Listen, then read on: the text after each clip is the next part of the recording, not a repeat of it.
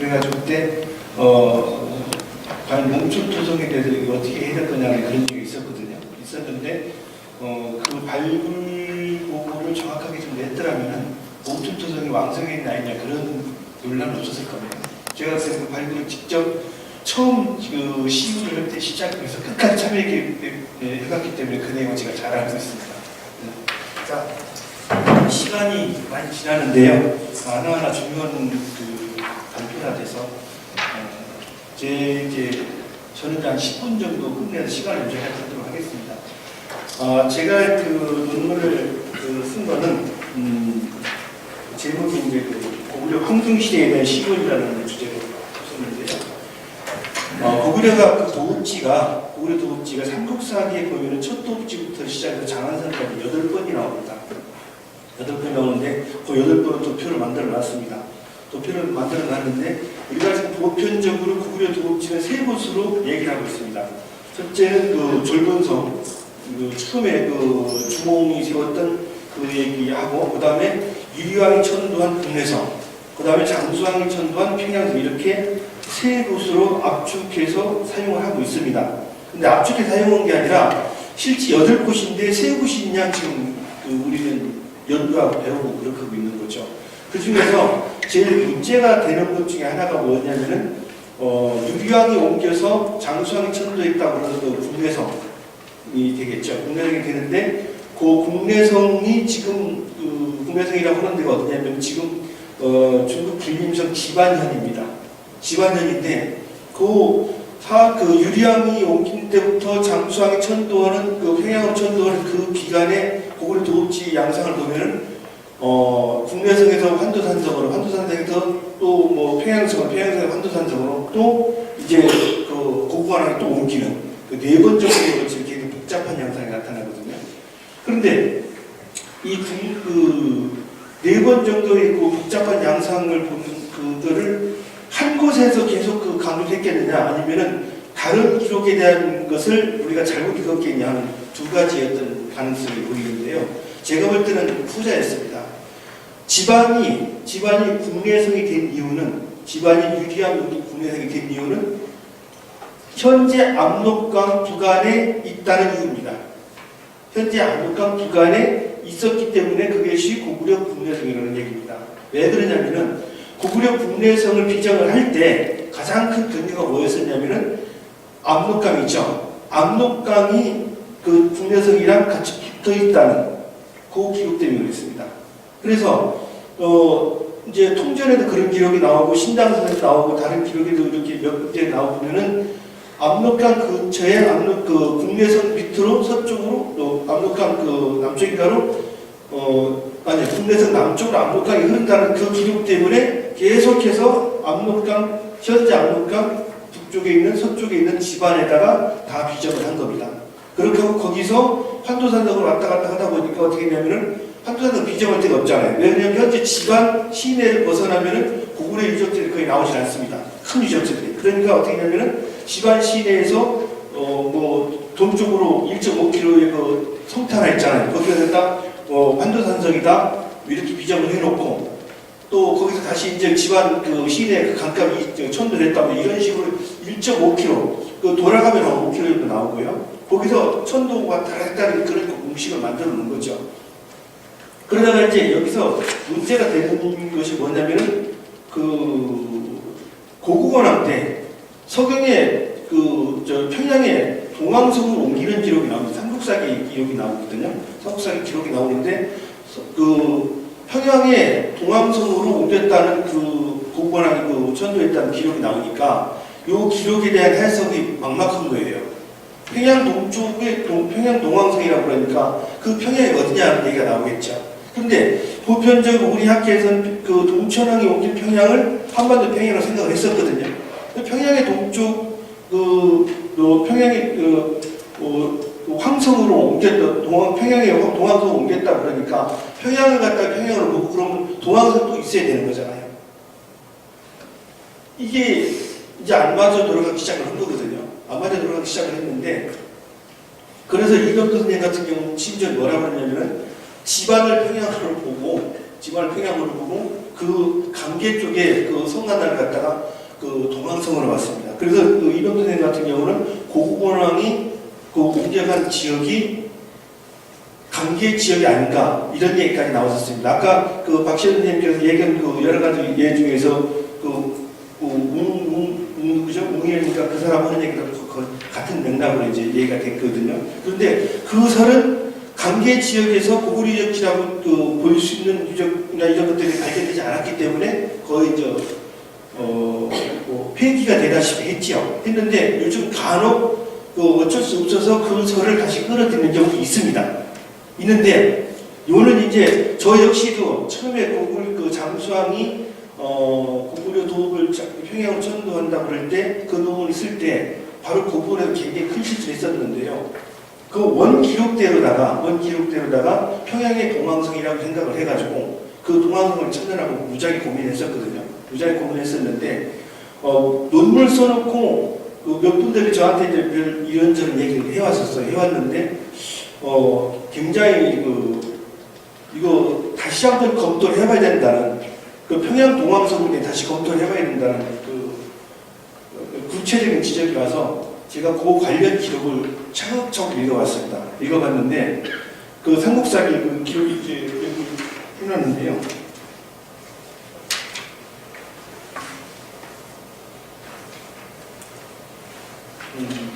56쪽이네요. 56쪽에 보면은 13년 아래 부분에 13년 봄 2월에 왕은 그 아우연을 쭉 했는데 평양의 동쪽 황성으로 거처를 옮겼다. 평양 동황성으로 옮겼다가 아니라 평양 동쪽 황성으로 옮겼다고 하니까 문맥에 맞아 들어갑니다. 거기서. 그런데 그 다음 기록이 문제가 되는 거예요. 여기서. 왜냐하면 이 성은 지금 서경 동쪽 목멱산 가운데 있다. 이렇게 되어 있습니다.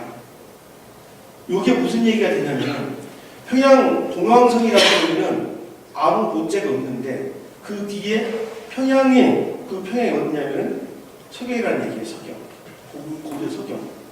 고려 서경이라는 얘기가 되는데 고려 서경 동쪽 목멱산 그쪽을 얘기를 하다 보니까 앞뒤 문장에서 문제가 생겨가지고 실제 뒤에 문장 서경 동쪽 목멱산이라는 걸 끌어익었는데 그걸 뒤 문장 앞에 문장이랑 연결하다 보니까 서경이 한반도 평양에서 나오지 않는 엉뚱한 결과가 나온 겁니다.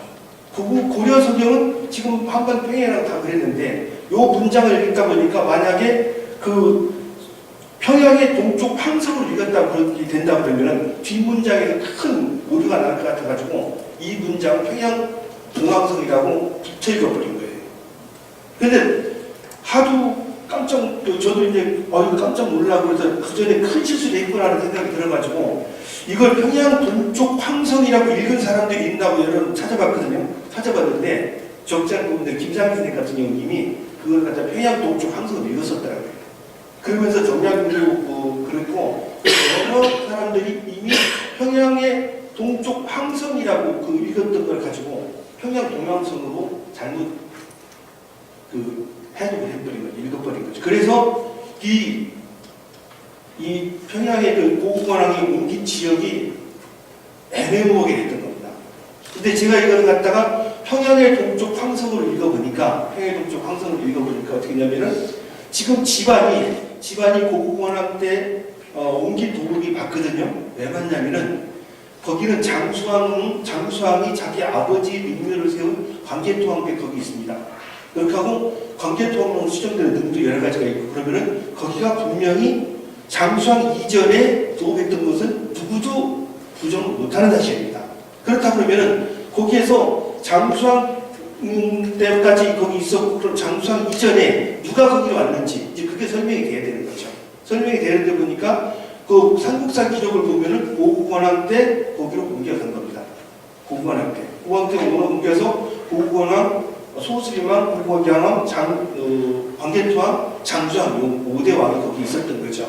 따지면 연대가 이제 95년도 됩니다. 그런데 그러면 그동안에도 이거를 풀 수 있는 기회가 굉장히 많은데도 불구하고 그 글자 한자를 서로가 피했던 거죠. 왜 그러냐면은 그 피한 가장 큰 이유는 보니까 석영의 위치가 집안의 서쪽에 있을 수 없다라는 강박관념이 있어서 그랬었어요. 이거는.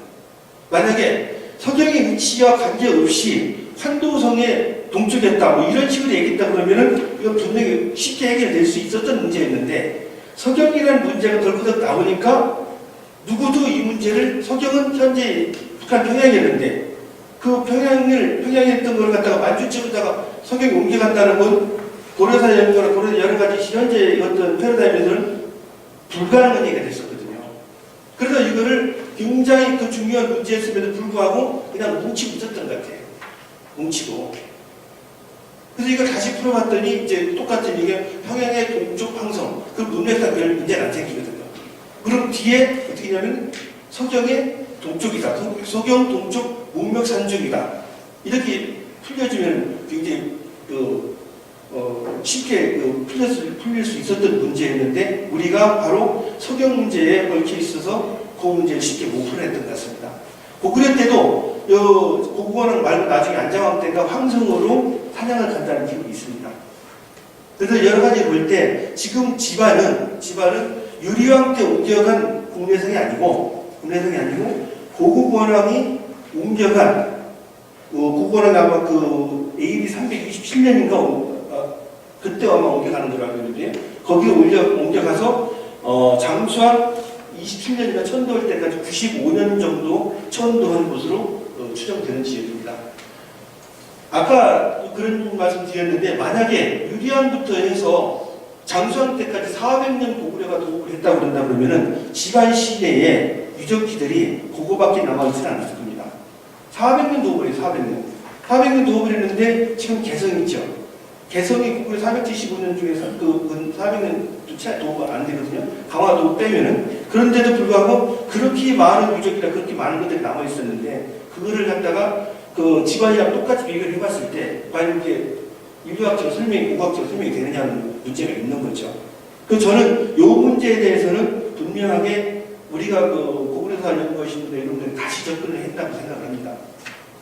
아까도 말씀드렸듯이 집안이라는 것이 고구려 국내성이 됐던 이유는 그 고구려 시대 때 압록강 문제 있잖아요. 압록강 문제가 결부돼가지고 거기다가 그 국내성을 비정을 한 건데, 지금 압록강이 유사일에 변함이 없었다는 전제로 해놓은 겁니다. 근데 실제 조금 이따가 우리 김윤순 선생님이 발표하겠지만, 압록강 문제는 다시 한번 우리가 처음부터 끝까지 연구를 해봐야 되는 여러 문제점이 있습니다.